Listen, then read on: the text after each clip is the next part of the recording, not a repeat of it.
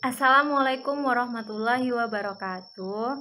Saya Zakia Lutfi Nur Iksan dari Universitas Islam Negeri Raden Intan Lampung, jurusan Pendidikan Islam Anak Usia Dini, kelas C, semester 6. Kali ini saya akan membawakan sebuah cerita dengan media buku cerita bergambar untuk memenuhi tugas mata kuliah metode pengembangan moral dan spiritual anak usia dini dengan dosen pengampu Ibu Gustiana MPD.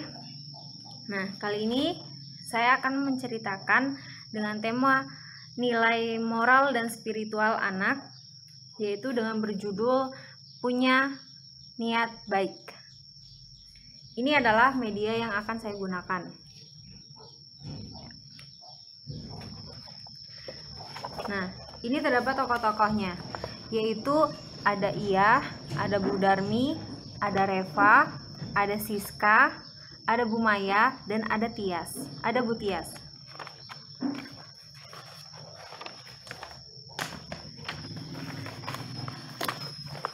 Nah, di sini sebelumnya ada prolognya ya. Menolong saudara adalah kewajiban setiap muslim. Bahkan kita dianjurkan untuk saling menolong kepada orang lain yang mungkin tidak kita kenal atau berbeda agama dengan kita. Tapi sebelum kita menolong orang lain, kita harus berhati-hati ya kawan. Jangan sampai seperti 3 teman kita ini. Ada apa dengan mereka? Yuk mari kita simak cerita selanjutnya.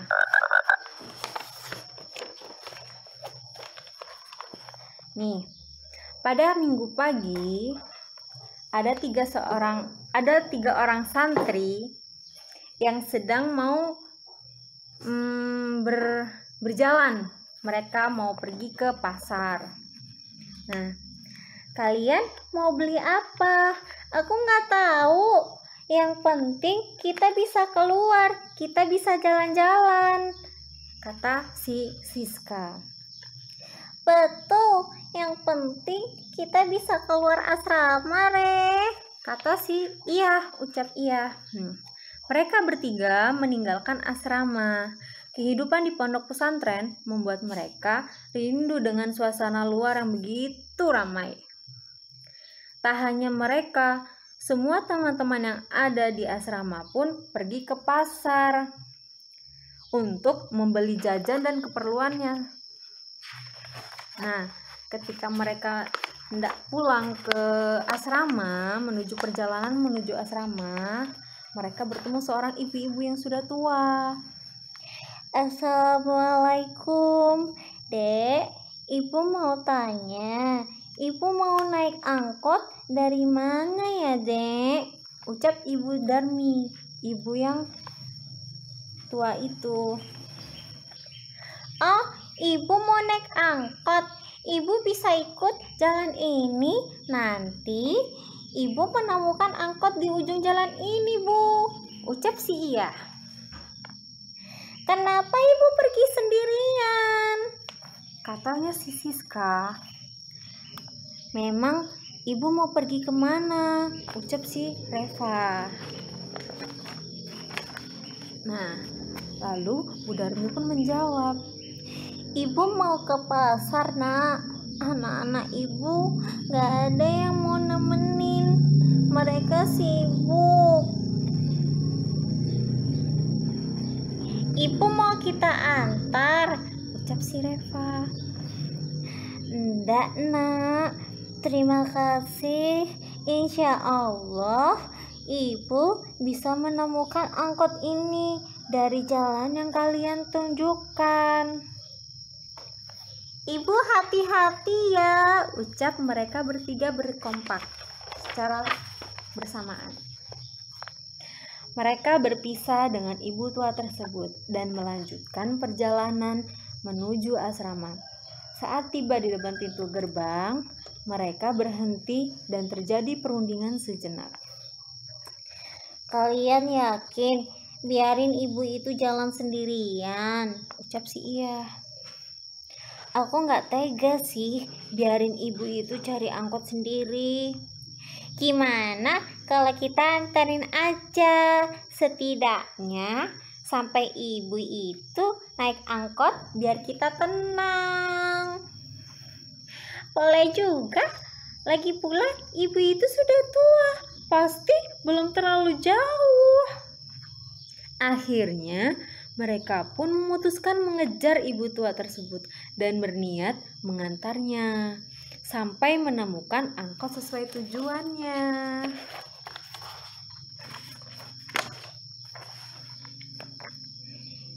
Itu ibu tua itu, ucap si Iya sambil menunjuk ke arah ibu Darmi tersebut.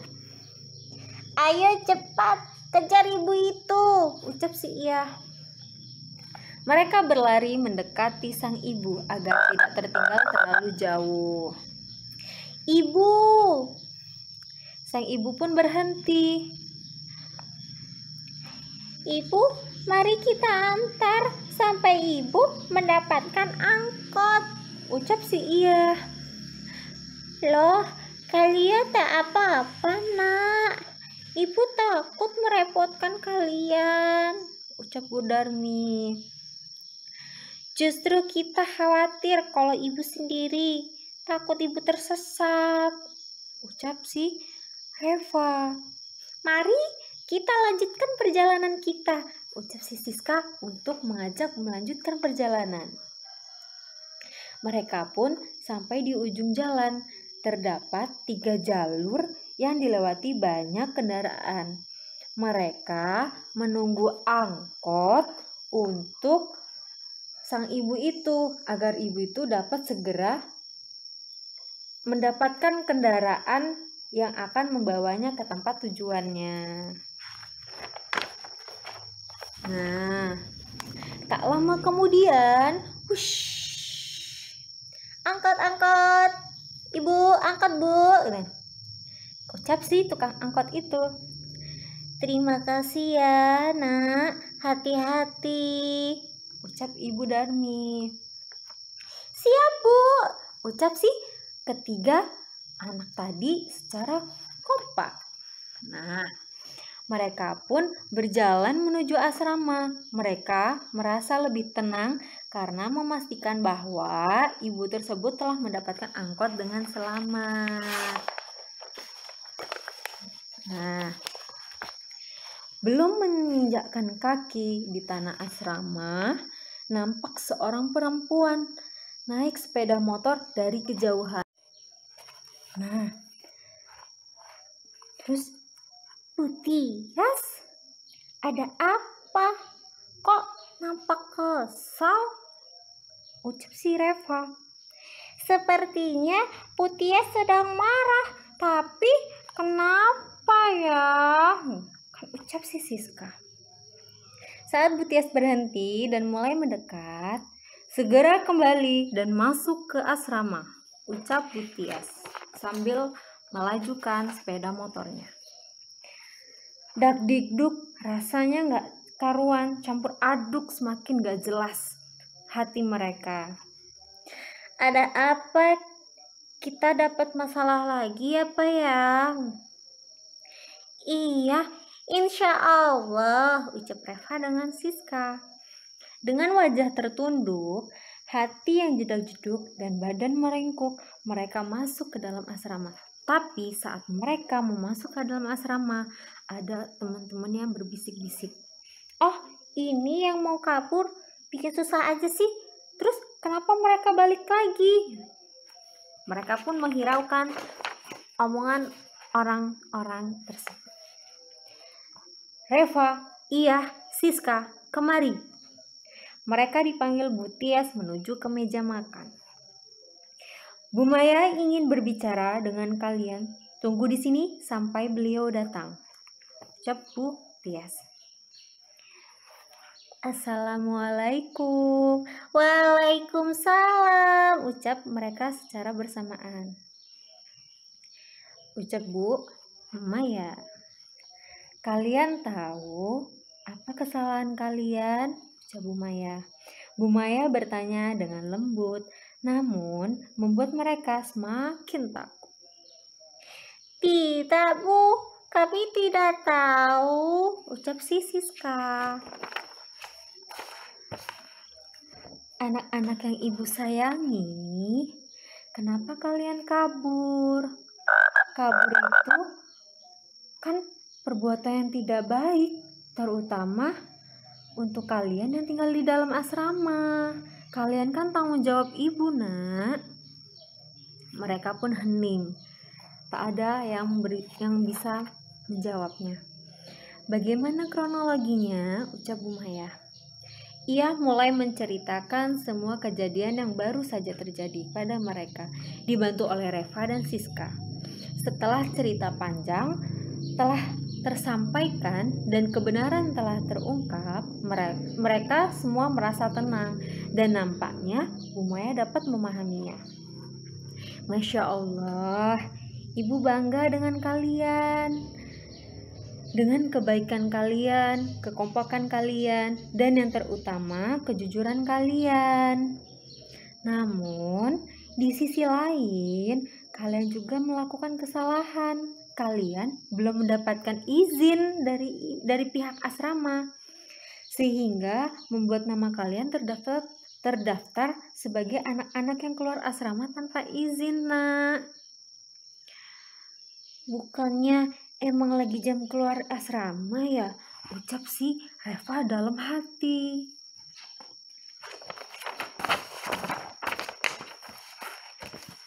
Jadi, Ibu harap kejadian ini tidak akan terulang kembali. Jangan buat Ibu kecewa dengan perbuatan kalian. Ambil pelajaran dan hikmahnya agar kalian tidak mengulanginya. Dan mengulangi kesalahan yang kalian perbuat di kemudian hari. Jangan membuat kesalahan di kemudian hari ya, nak. Mengerti? Ucap Bu Maya dengan lembut.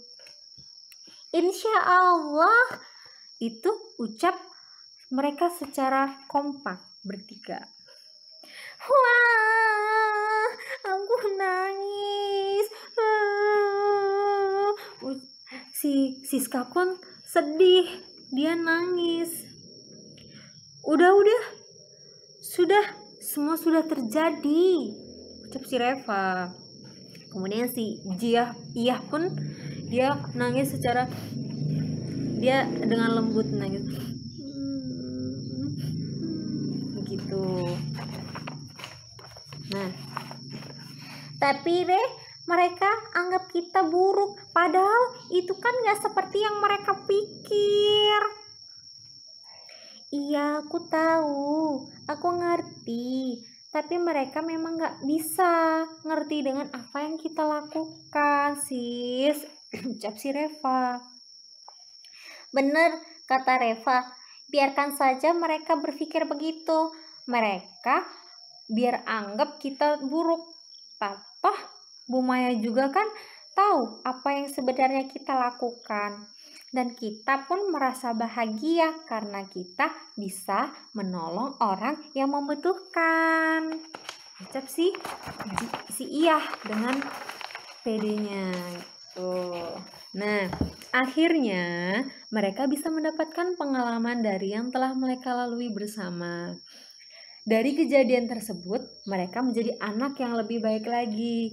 Mereka penuh dengan pertimbangan dalam mengambil keputusan dan lebih dewasa dalam menyikapi masalah dan bersabar dalam segala hujatan.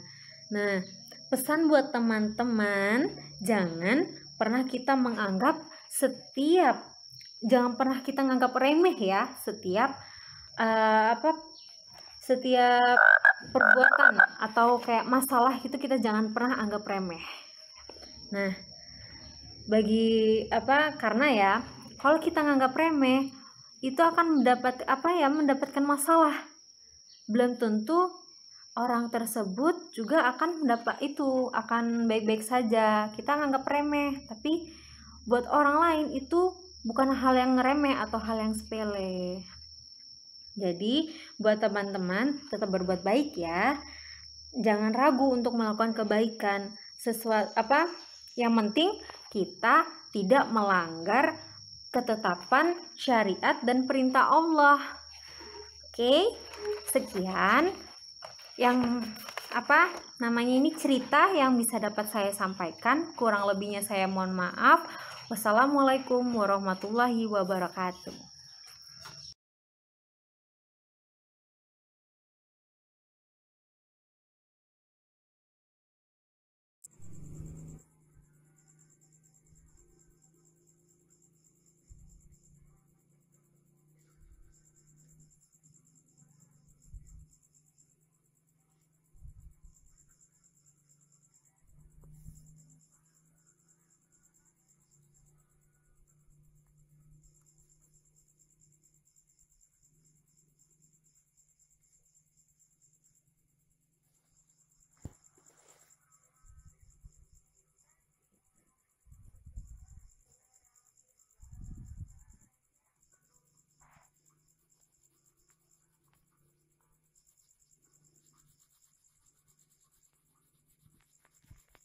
Harus